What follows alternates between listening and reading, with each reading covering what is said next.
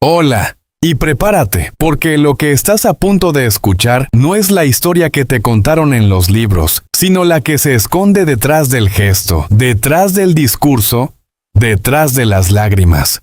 Cuando se pronuncia el nombre de José López Portillo, la memoria colectiva suele congelarse en una imagen incómoda. Un hombre poderoso que, frente a millones, se quiebra. Pero reducirlo a ese instante sería demasiado fácil y también profundamente injusto, porque lo verdaderamente inquietante no es que haya llorado, sino todo lo que tuvo que ocurrir para llegar a ese momento.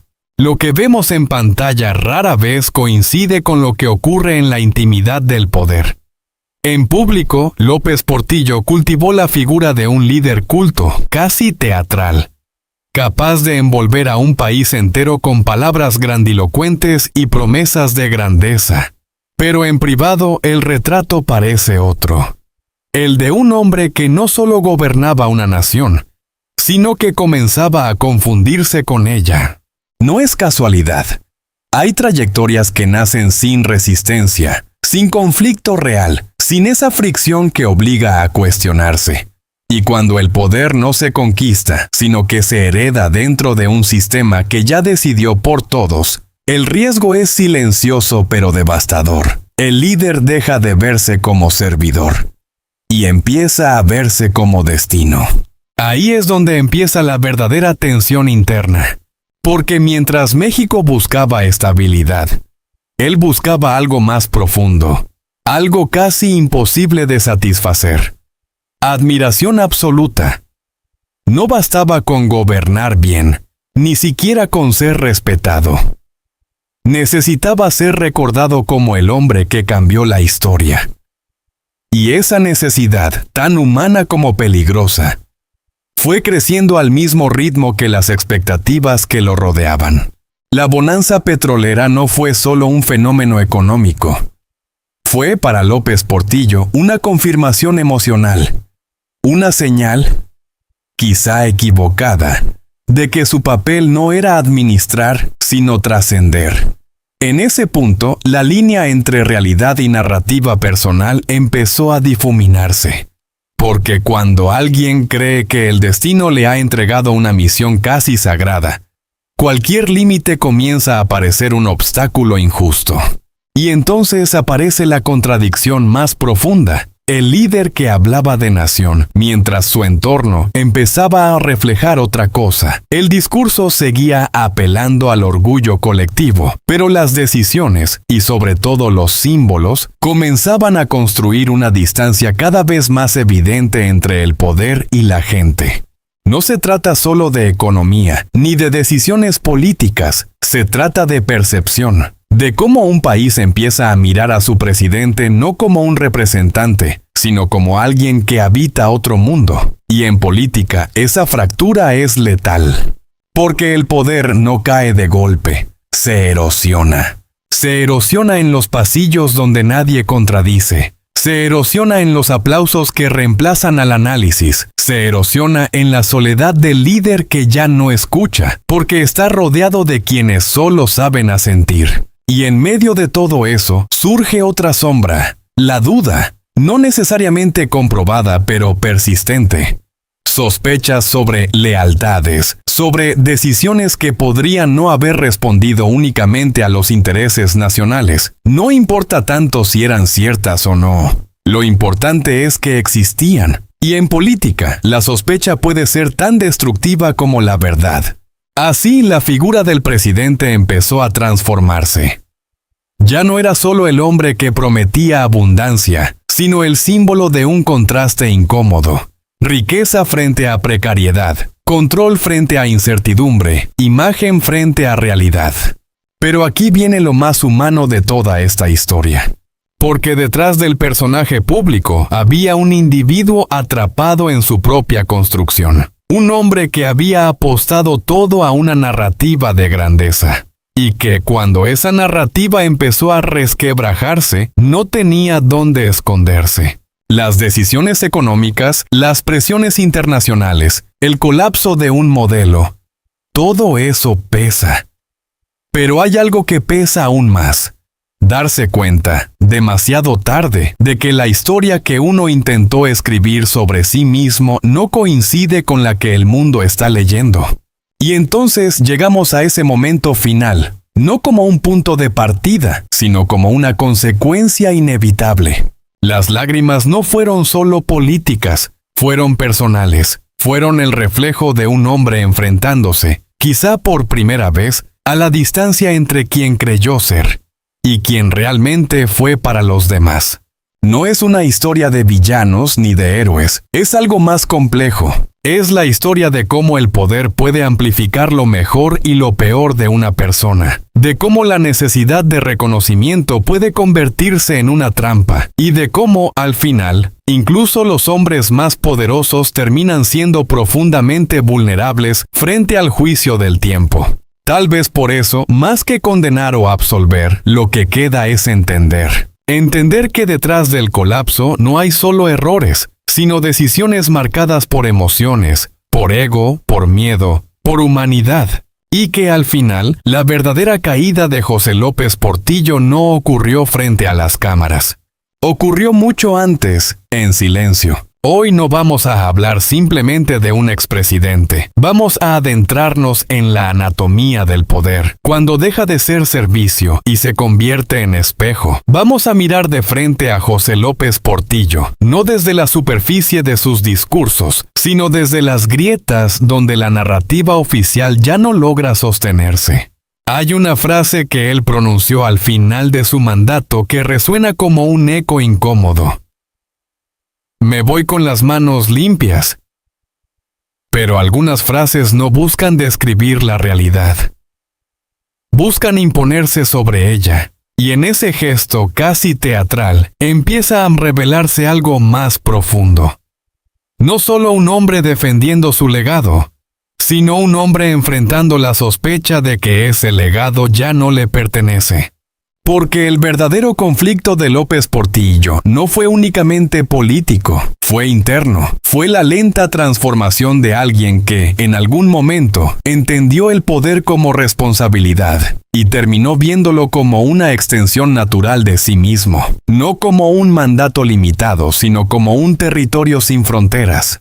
En ese punto, el Estado deja de ser una estructura y se convierte en un reflejo personal. Y cuando eso ocurre, las decisiones ya no se toman en función de millones, sino en función de una narrativa íntima, la necesidad de sostener una imagen, de proteger un círculo, de alimentar una ilusión. Esa ilusión no se construyó solo en oficinas o decretos.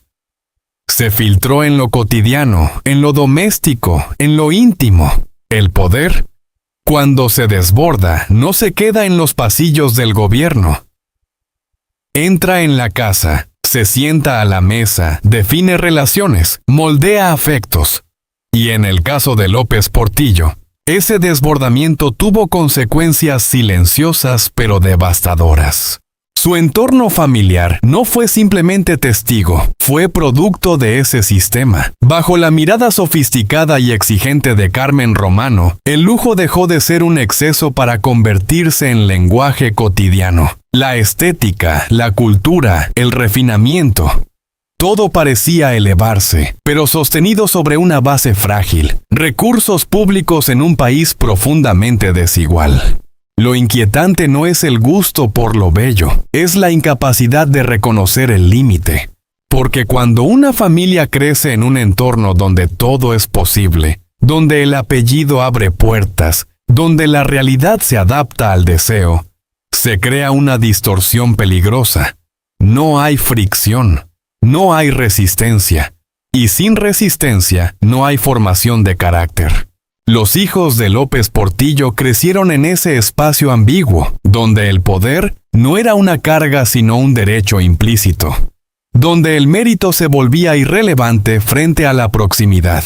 Y ahí aparece uno de los momentos más reveladores de toda esta historia, el instante en que la frontera entre lo público y lo privado desaparece sin disimulo. Nombrar a un hijo en una posición clave no fue solo una decisión administrativa.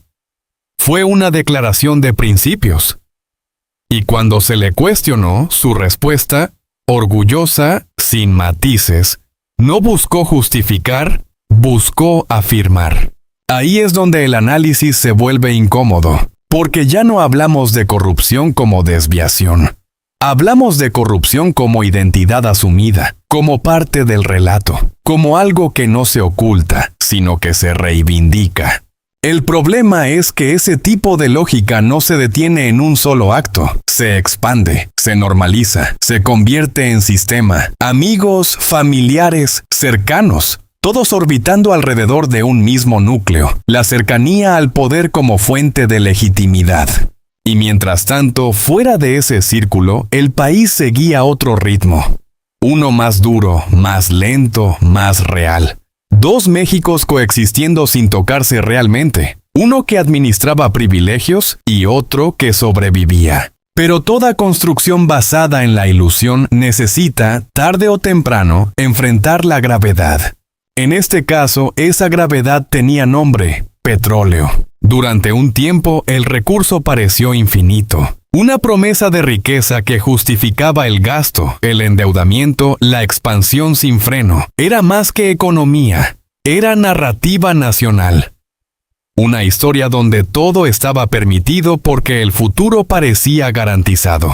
El problema es que los mercados no creen en historias. Cuando los precios comenzaron a caer, lo que antes era abundancia se convirtió en fragilidad. Y ahí es donde se revela el verdadero carácter de un líder, en su capacidad de reconocer el límite. Pero López Portillo no eligió retroceder. Eligió confrontar la realidad como si fuera una adversaria menor. Su famosa declaración defendiendo la moneda no fue un gesto técnico, fue emocional. Fue el orgullo hablando más fuerte que la prudencia. Y el sistema, que ya estaba tensionado, comenzó a ceder. La fuga de capitales, la pérdida de confianza, el deterioro económico, no fueron eventos aislados, fueron síntomas de algo más profundo, la desconexión entre la narrativa del poder y la realidad del país. Cuando esa desconexión se vuelve total, todo tiembla. La moneda, los precios, los ahorros, pero sobre todo la confianza colectiva. Y cuando un país pierde confianza, no solo pierde estabilidad económica, pierde algo más difícil de recuperar: la sensación de futuro. Aquí es donde esta historia deja de ser individual. Porque el impacto de las decisiones de López Portillo no se quedó en su entorno, ni en su familia, ni en su círculo cercano. Se expandió hacia millones de personas que nunca lo conocieron, pero que terminaron pagando el costo de esa ilusión. Y sin embargo, reducirlo todo a una condena sería simplificar demasiado. Porque lo que vemos en López Portillo no es solo arrogancia o exceso. Es también la tragedia de un hombre atrapado en su propio relato. Un líder que confundió el escenario con la realidad. Que creyó que la voluntad podía sustituir a las condiciones, que apostó todo a una narrativa que no supo desmontar a tiempo.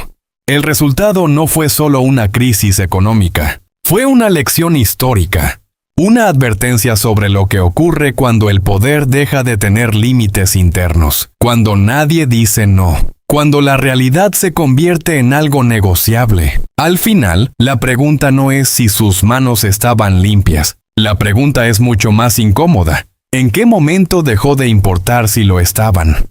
Y tal vez ahí está el verdadero legado de José López Portillo.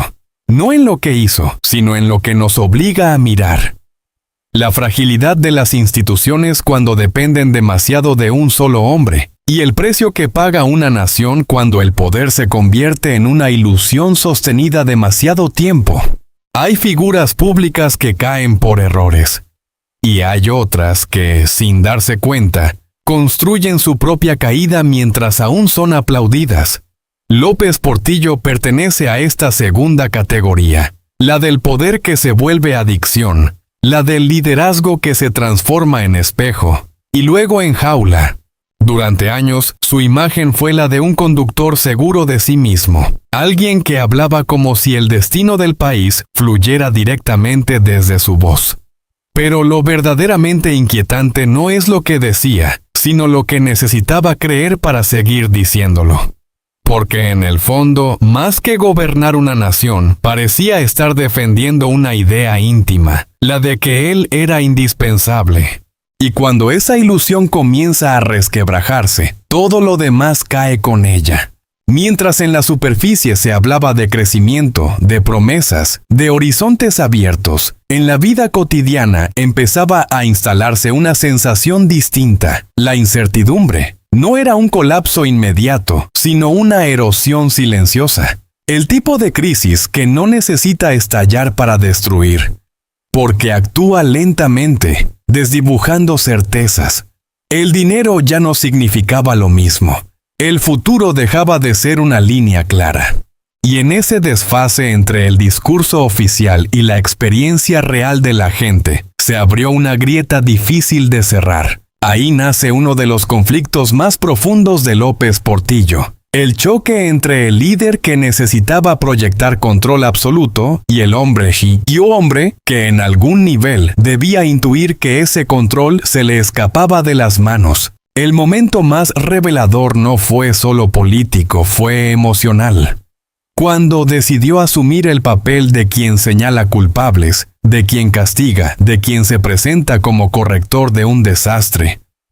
Lo que en realidad estaba haciendo era intentar reescribir su lugar en la historia, no como protagonista de una crisis, sino como su juez. Pero la memoria colectiva no funciona así. Hay algo profundamente humano, y al mismo tiempo trágico. En ese intento de reconstruirse frente a millones de miradas, las lágrimas públicas, lejos de redimir, expusieron una contradicción imposible de ocultar. El hombre que había encarnado el poder ahora buscaba compasión, y esa transición de autoridad a vulnerabilidad fue demasiado abrupta para una sociedad herida. Lo que vino después no fue un castigo inmediato, ni un juicio espectacular. Fue algo más lento, más corrosivo, la pérdida de legitimidad emocional. Porque un líder puede sobrevivir a errores, incluso a escándalos, pero rara vez sobrevive a la pérdida del respeto. De pronto, aquel nombre que abría puertas empezó a provocar rechazo. La admiración se convirtió en distancia. Y el silencio, ese silencio incómodo que rodea a quienes ya no interesan, comenzó a instalarse en su vida. Para alguien acostumbrado a existir bajo reflectores, esa oscuridad no es descanso, es desaparición. Y ahí aparece otro capítulo, quizás menos político pero más revelador. En medio de ese vacío, surge la necesidad de reconstruir una identidad, no como figura pública, sino como hombre. Su relación con Sasha Montenegro no puede entenderse solo como una historia sentimental. Es, en muchos sentidos, un intento desesperado de recuperar vigencia, de demostrar, ante sí mismo más que ante otros, que aún podía generar deseo, atención, vida. Pero esa búsqueda no ocurre en el vacío. Tiene espectadores, tiene historia previa, tiene heridas abiertas. Porque mientras intentaba reinventarse, arrastraba consigo las fracturas de su primera familia, las tensiones acumuladas, las lealtades quebradas, y lo que podría haber sido una reconstrucción íntima terminó convirtiéndose en un espectáculo público. No por accidente, sino porque su vida ya no sabía existir fuera de la mirada ajena. Ahí está otra de sus contradicciones más dolorosas. Necesitaba escapar del juicio público, pero al mismo tiempo no podía vivir sin él. Las decisiones que tomó en ese periodo, afectivas, patrimoniales, simbólicas, no solo redefinieron su presente, sino que profundizaron conflictos que venían de mucho antes. No era simplemente una cuestión de bienes o de herencias, era una disputa por significado, por pertenencia, por reconocimiento.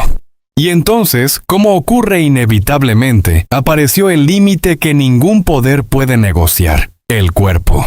La enfermedad no solo debilita físicamente, también desarma las narrativas. El hombre que alguna vez proyectó fuerza, control y certeza, se enfrentó a una realidad donde ya no podía imponer su voluntad, donde el tiempo dejó de ser aliado y empezó a convertirse en recordatorio. Y es ahí, en ese punto final donde ya no hay discursos ni escenarios, donde la figura de López Portillo se vuelve más compleja y más humana.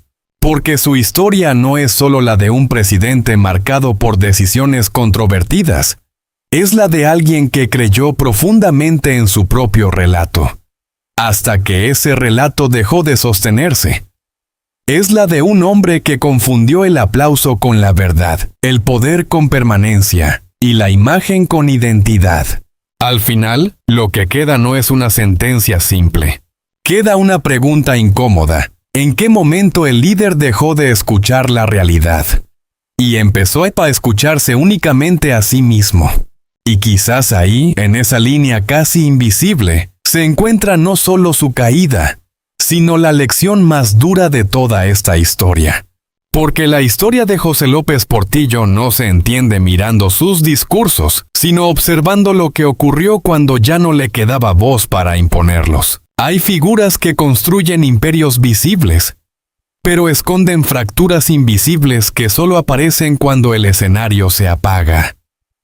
López Portillo fue, durante años, la encarnación de la autoridad absoluta. Un hombre rodeado de obediencia, de gestos calculados, de un país entero girando en torno a su voluntad. Sin embargo, ese mismo control que ejercía hacia afuera parecía no tener raíces profundas hacia adentro. Y cuando el poder se evaporó, lo que quedó no fue solo un hombre envejecido, fue un vacío.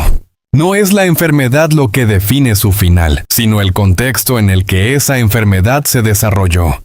Porque hay cuerpos que se debilitan en paz y otros que se apagan en medio del ruido. El suyo perteneció al segundo grupo. Mientras su salud se deterioraba, su entorno se convertía en un campo de batalla emocional, legal y simbólico. Ya no era el centro de decisiones, sino el objeto de ellas. Ya no era quien movía las piezas, sino aquello por lo que se luchaba. Aquí aparece una de las contradicciones más incómodas. El hombre que había dominado estructuras enteras, terminó atrapado en conflictos que no podía controlar. La familia, ese espacio que en teoría protege, se transformó en un territorio fragmentado, cargado de resentimientos acumulados durante décadas.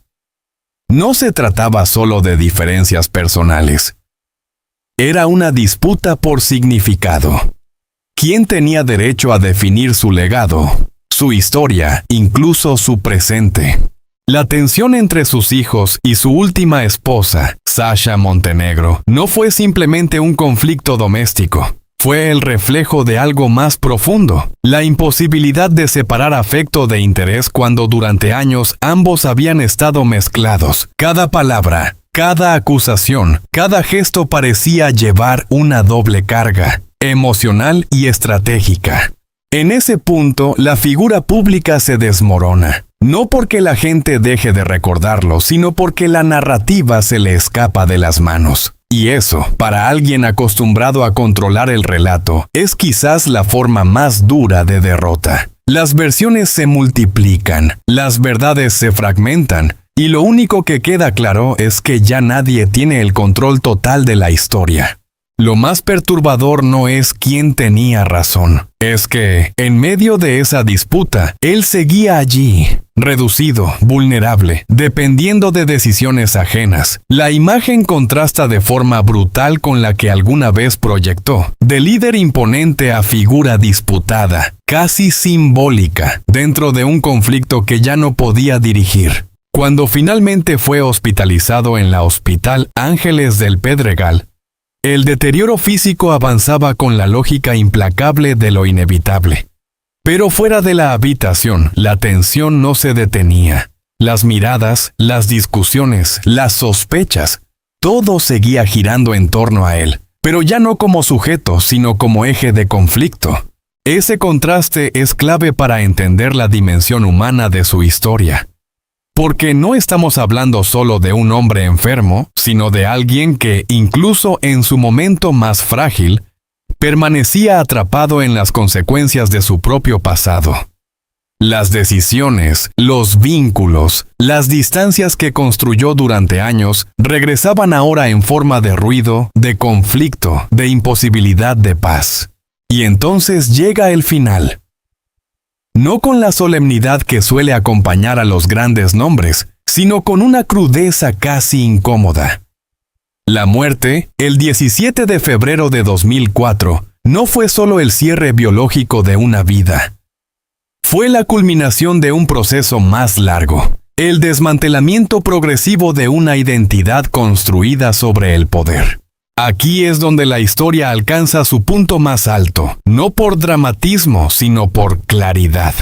Porque al final, lo que queda no es el político, ni el presidente, ni el personaje público. Queda el hombre enfrentado a su propia obra. Y en ese espejo, lo que aparece no es grandeza ni caída simple, sino algo más complejo. La evidencia de que el poder puede construir estructuras externas impresionantes, pero no garantiza la solidez interna.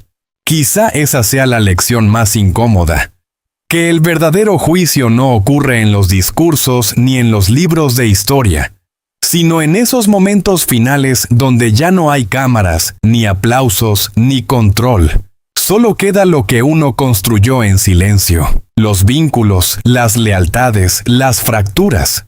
Y en el caso de López Portillo, ese saldo final no fue una imagen épica, sino profundamente humana, demasiado humana.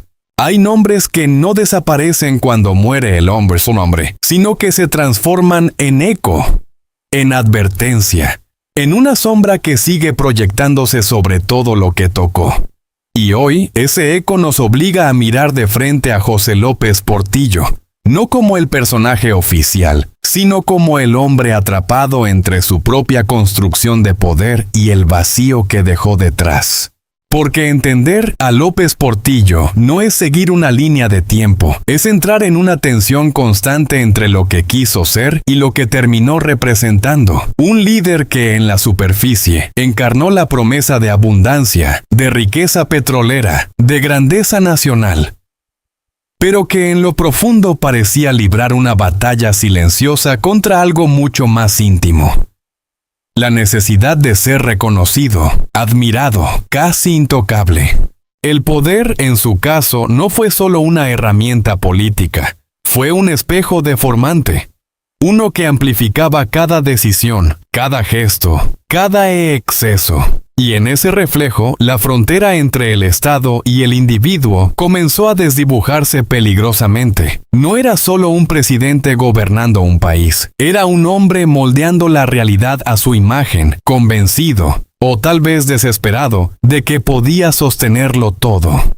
Pero ningún sistema resiste cuando se construye sobre una narrativa personal. Y ahí aparece la grieta. No en los discursos, no en las ceremonias, sino en los silencios posteriores, en lo que queda cuando la maquinaria del poder se detiene y el personaje público ya no puede proteger al individuo privado.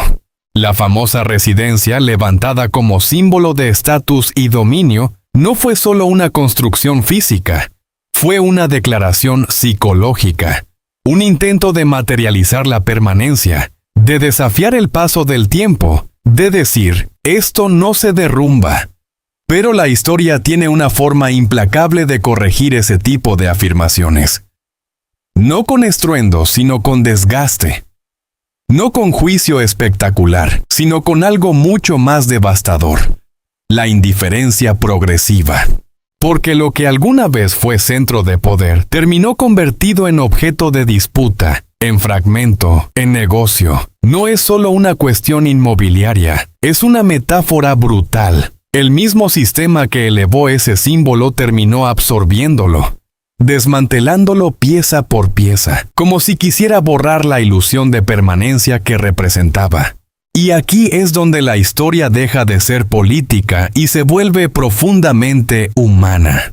Detrás del apellido, detrás del mito, quedó una familia enfrentando no solo la pérdida, sino el peso de una herencia incómoda. No todos eligieron continuar el relato. Algunos optaron por el silencio, por la distancia, por una decisión que, en ese contexto, roza lo radical: no convertir el pasado en destino, rechazar el guión, no repetir. Esa elección dice más que cualquier discurso, porque revela algo que rara vez se menciona cuando hablamos de poder: su capacidad de contaminar incluso lo más íntimo, de convertir la identidad en carga, de hacer que el legado no sea orgullo, sino algo que debe ser gestionado, contenido o incluso evitado.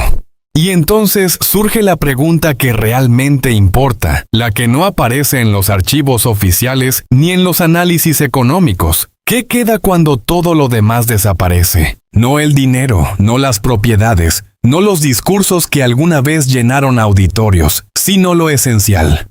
En el caso de José López Portillo, la respuesta es incómoda. Quedó un país que tuvo que reconstruirse emocional y económicamente. Quedó una narrativa donde el poder se confundió con el ego. Y, quizás lo más inquietante, quedó la evidencia de que tenerlo todo no garantiza entender nada.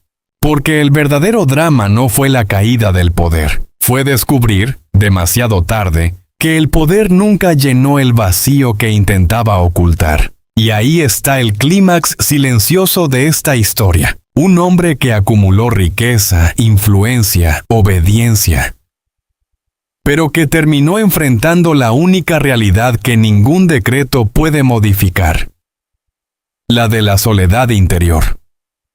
Esa que no se compra, no se impone, no se negocia. Tal vez esa sea la lección más dura: que el poder sin límites no eleva, distorsiona. Que la riqueza sin dirección no protege, corroe. Y que un hombre, por más puertas que abra, no puede evitar el momento en que todo se reduce a lo esencial: verdad, afecto, dignidad. López Portillo tuvo casi todo lo que el mundo puede ofrecer, pero al final, lo único que realmente importa fue precisamente lo que no supo construir.